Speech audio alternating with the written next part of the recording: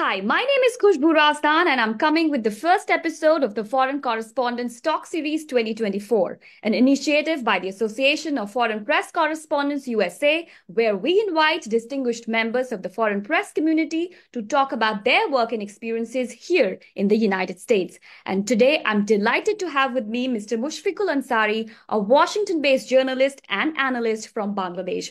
Welcome, Mr. Ansari, and thank you for making the time. How are you doing this morning? Thank you, Khushbu. Thanks for having me. I'm doing great, and thank you. How are you? I am very well, just waiting for sun to come out here in DC. Otherwise, I'm expecting it to be a warmer day. That's at least the prediction. So, we will start right away. If you could briefly tell us, the outlets that you are, working with and your area of focus, the beats that you cover, if you could tell us briefly. Oh, thank you, Khushbu, and great to be here with you. And yeah, and I'm with the Foreign Correspondents Association for a long time. And obviously, those who are practicing journalists, we are associated with the professional groups. And I'm a proud member of the White House Correspondent Association. And previously, I served as permanent UN correspondent. Still, I'm covering UN, so I'm a member of the UN Correspondent Association as well. And I'm covering White House and the State Department and UN as well. As you know, it's a small news outlet based in Bangladesh I'm working for. It's called Just News PD. By the way, it's blocked in Bangladesh. Nobody can read from Bangladesh, and it's about from 2015, end of 2015, I think it's blocked in Bangladesh because of my journalism. And it's a long history, so I don't want to back. And then I started working with South Asia Perspectives. It's a small news magazine as well. It's a Washington-based small, basically. It's a foreign policy magazine on South Asia, and it's a small group we are working, led by Ambassador Bill Milam. He's our editor, and we are working in this magazine. I think it's more than a year. Yeah, I'm working on that, and same I'm covering White House and the State Department, and occasionally UN. As I served previously as UN correspondent from 2016 till 17, 15 to 17, 3 years. So I was in New York, and then I moved here. But my journalism started from Bangladesh. Obviously, I'm originally from Bangladesh. When did you start working as a journalist? What gravitated you towards this profession? You were like, no, I have to do this. This is the line that I want to pursue. Oh, I embarked on my journalism initially, starting as a reporter. It's long days ago. I think I started in 1997. Yeah, but at the time I was basically working for a research-based organization in Bangladesh, and it's called BUP, Bangladesh Unnayana Parishad, and I was working there. But at that time I started writing, and it was my learning time, how to write, how to make a report. And though my background is not I did not study in journalism, by the way. So, but I have that interest and my passion for storytelling and keen interest in current affairs, and that, and from there I started journalism, and I worked a small. Basically, I was a sports reporter initially, and I worked for a sports magazine called Kriralok in Bengali. It means the sports world, something like that. And then I worked a political magazine called Weekly Robbar, means Sunday. So both are the old, and Robbar is very famous news magazine at that time, and and Robber, it is under Robber Publications, and then I work, and for sometimes I worked with the government in 2001 to 2006. From 2001 to 2006, I got a position in the Prime Minister's office as assistant spokesperson. We call as assistant press secretary. So at the time, Begum Khaleda Zia was prime minister. So I served her as assistant spokesperson. Then I moved again my profession, journalism.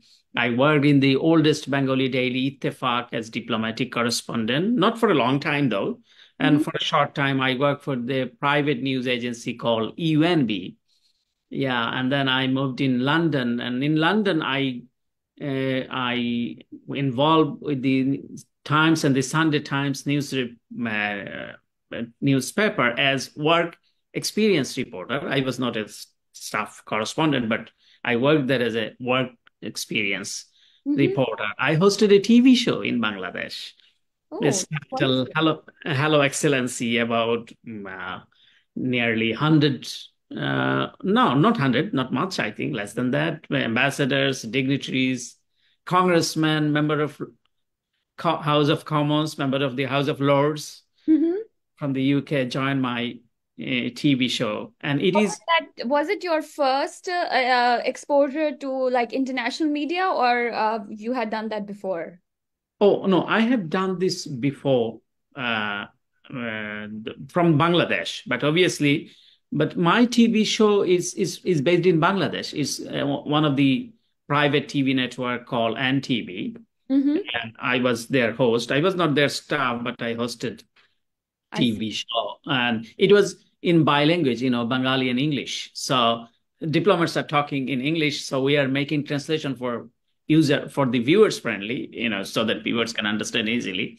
So we are inviting a guest in the studio. So we are discussing what the ambassadors and the foreign dignitaries are telling about.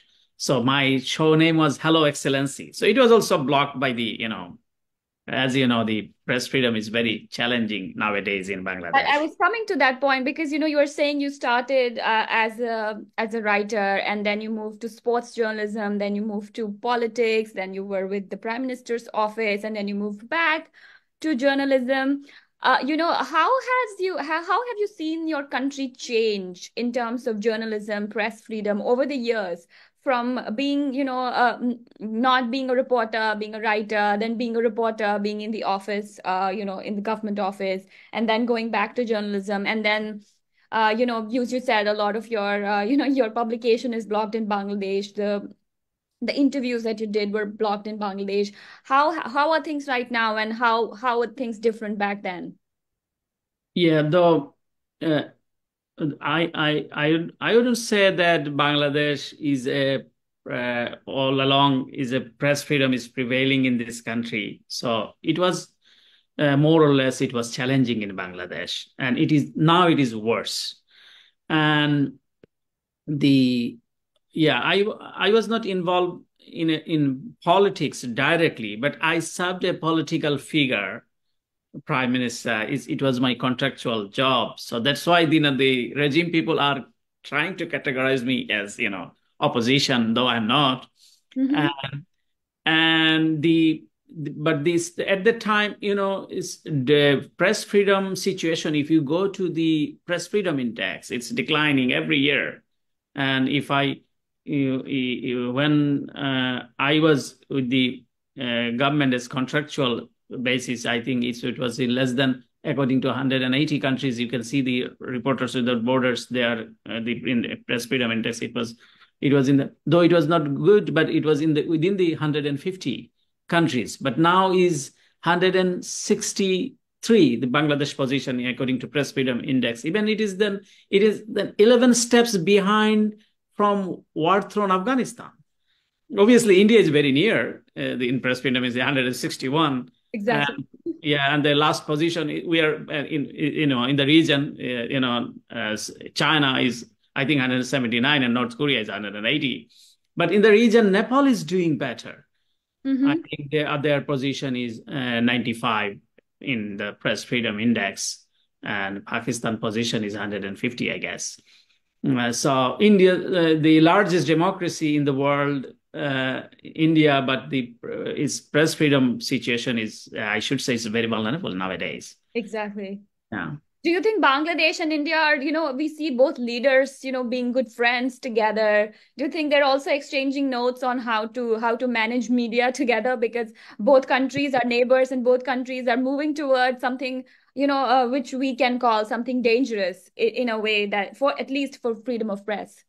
Yeah. I'm a little bit frustrated about India because it has a long-standing democratic norms and practices, and very diverse community, and very recently, I'm just observing that I think 2 years back it was 150 in the International Press Freedom Index. Now, instantly it's 10 points, downgraded. Mm-hmm. So it's very alarming. And the another alarming piece is, as you said, both the prime minister. I don't want to comment what they are thinking and what they are doing because it's visible. People know, people are aware what they are doing. And unfortunately, in 2021, Bangladesh prime minister, got a position, got a title. It's called the Predators of Press Freedom. Reporters Without Borders branded 37 heads of state as predators of press freedom who cracked down massively on press freedom. And one of them was Sheikh Hasina, the Bangladesh prime minister. So, and I'm from that country. And the main problem is Bangladesh press freedom nowadays. Government don't need to pressure because there is a sort of compromise from the newspapers owners or from the media owners. One, they are working for the Prime Minister Sheikh Hasina and her party, and some of them they are compromised because of their survival. So in more than a decade, it's 15 years Sheikh Hasina is in power. So you can imagine the authoritarian role going on in Bangladesh. Mm-hmm.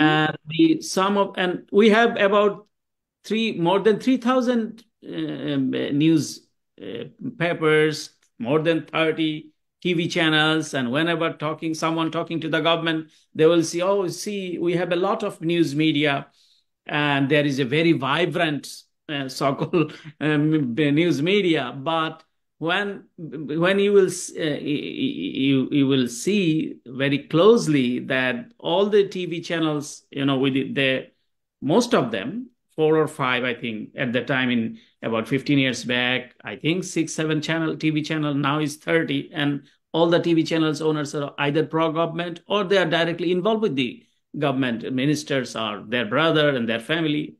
So, and the news media, like newspaper, they are compromising with the government. So self-censorship is another obstacle for the press freedom in Bangladesh. And you will not see nobody is free to write in Bangladesh. You can write, you are free, but you have to write for me, nothing in between. You have to be my man. And I can recall one of the Al Jazeera piece, all the prime minister's man. So there was a title. So all has to be talk and write for the prime minister. But still, there are people I have to admire. I have to acknowledge there are people from Bangladesh. They are practicing free journalism. I can recall one from Bangladesh. From outside, many people are talking and writing from Bangladesh.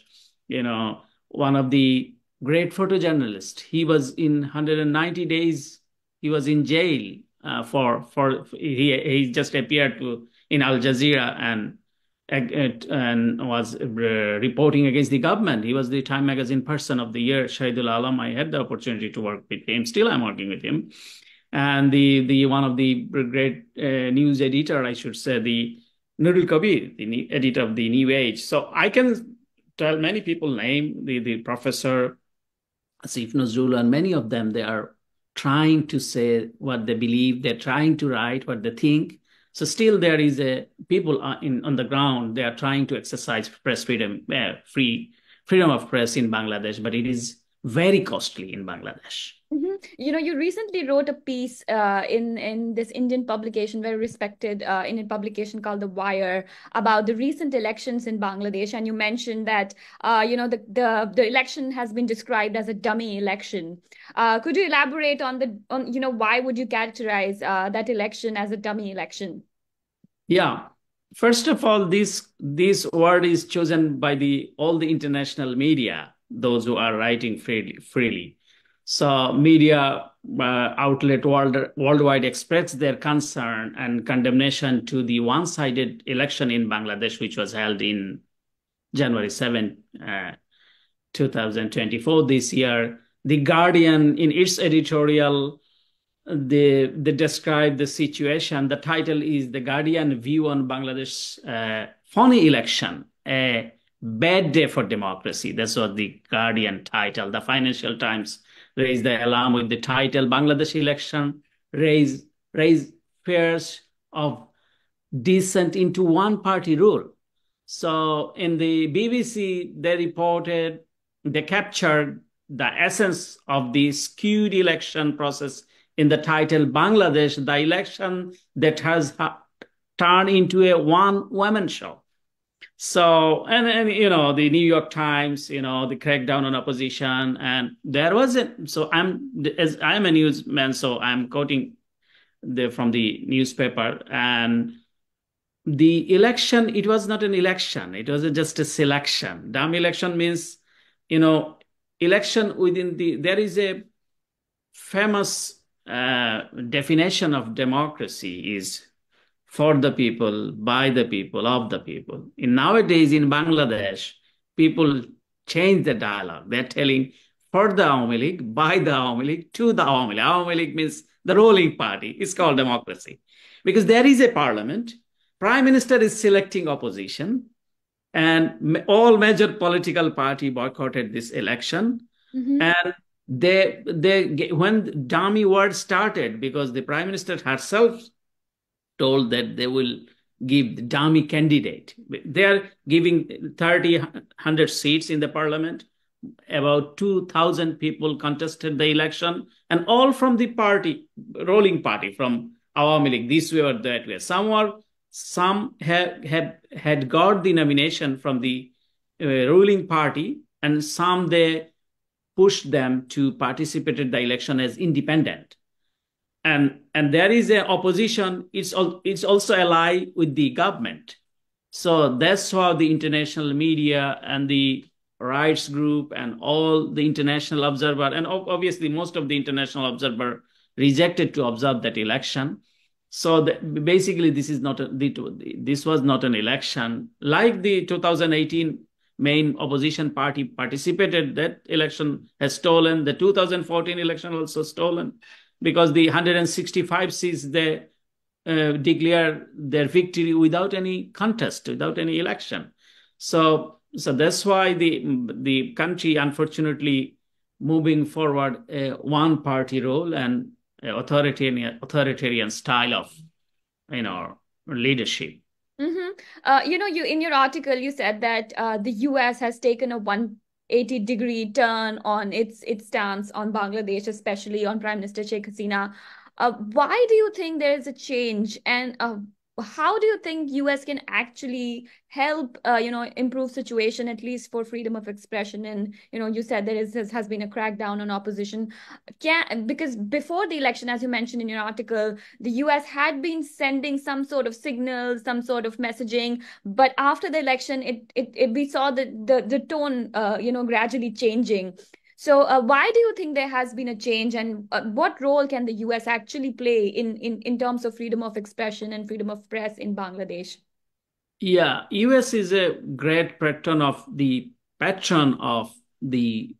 global democracy, and President Biden declared his agenda, and in his foreign policy, democracy and human rights is on top. So, and the US was, very beginning, US was urging for a free, fair, and credible election in Bangladesh. And they are just verbally, they're saying they engaged in many ways in Bangladesh. We have seen a lot of visits, and I have asked that question many times to the White House, State Department, National Security spokesperson, and they categorically said and the Secretary Blinken also said that whole world is watching Bangladesh election, and they want to see free, fair, and credible election. And that's why they gave so many leverage on that, and the imposed visa restriction way ahead of election in May. They declared that those who will undermine the democracy and democratic electoral process, U.S. will impose visa sanction. And in 2021, U.S. imposed sanction on RAB, Rapid Action Battalion, and under Magnitsky Act, 6 top officials got sanctions. And so U.S. was very much engaged, and U.S. expressed their concern not only after the 2018 election. Same question I asked, they say it was not considered as free and fair election. And this time also U.S. mentioned that it is neither free nor fair election. So if it is not, why not U.S. is doing what they promised, And there was a huge expectation in Bangladesh. In many countries, U.S. move was not that much popular when U.S. is going. But in Bangladesh, I should say, U.S. move was very popular because nobody can do anything. Whole opposition, they captured everything, the state apparatus doing for the ruling party. Disappearances is going on. 660 people disappeared, and they faced the extrajudicial killing. And by the way, that's why U.S. imposed sanction on RAB, Rapid Action Battalion. It's called RAB, and the opposition, thousands before the election even, 25,000 opposition, all rank and file, they were in jail. And main opposition leader Begum Khaleda Zia, she's in jail about a decade, and according to State Department human rights report, it's a political ploy to remove her from the political process. So if U.S. believes, so why not his action is we're seeing, and why not, U.S. That's why I just, and still U.S. because focus is diverted, though I don't believe that focus is important because there is a set policy on every country from the U.S., but because of the Middle East crisis, the Gaza issues are there, and the other issue, and there is a strong belief that India influenced U.S. to step back, and I can recall one piece from the Wall Street Journal that Bangladesh shows democracy promotion. In India, not India, Biden administration step back democracy promotion from Bangladesh. And Indian influence is very much visible. In 2014, they sent their foreign secretary to ensure Sheikh Hasina's victory. This time they did not send foreign secretary, but they involved and they try to influence that. This is a strong belief and widely believe that India was. And I can quote from India Today, before the election, there was a piece that India Today published a piece that India is backing India, China, and Russia. They are united to back Sheikh Hasina to keep her in power.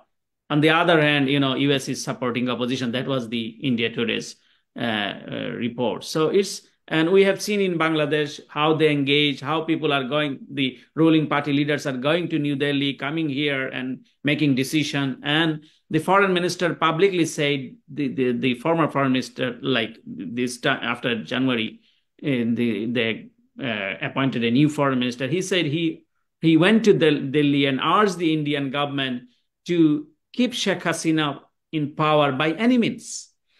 So this is another piece that Indian influence, and India is you see, we have a strong bondage with the India in many ways. People are going there for treatment. We have the bilateral ties, but I don't know. I asked that question to the Indian diplomats and whatever. Why you are supporting an individual like Sheikh Hasina, authoritarian like Sheikh Hasina? If you value the people-to-people contact, you are claiming the largest democracy in the world. To some extent, it's true, but nowadays it's not. Under the Modi government, India is facing the same problem. All business tycoon grabbing the all news media outlet. The Adani captured the NDTV, and the Mukesh Ambani, he bought the 70 news outlet, I guess, news media. So there is another piece or another problem within the India, but it is very frustrating. Why India is doing this? Because for the security, for the regional peace and stability, democracy is the only way, only option, and it can work, and India can work together. So if people can choose the leadership, so nothing can be better than this. Do you think the fear of China getting closer to Sheikh Hasina is one of the reasons behind India and the US actually backing her, because they're afraid that Bangladesh can actually veer towards Beijing more if they are not maintaining a good friendly contact with her? Yeah, China and Russia Russia was very much engaged in this election. We have seen their public statement. The spokesperson is condemning the US role. This I did not see this. This is for the first time. And the Chinese involvement is very much visible. They are coming through the Road and Belt Initiative, and I mentioned my piece. And Chinese involvement, is very significant, and is alarming from the West. And China is the first, who congratulated Sheikh Hasina, and they are publicly, giving statement that Sheikh Hasina, they want to see Sheikh Hasina as prime minister. They are very much glad, and this is very alarming. And Chinese involvement is, I think, it should. The US should take a note on that how the China is coming, to Bangladesh, and Sheikh Hasina is maintaining ally with China, similarly with the India.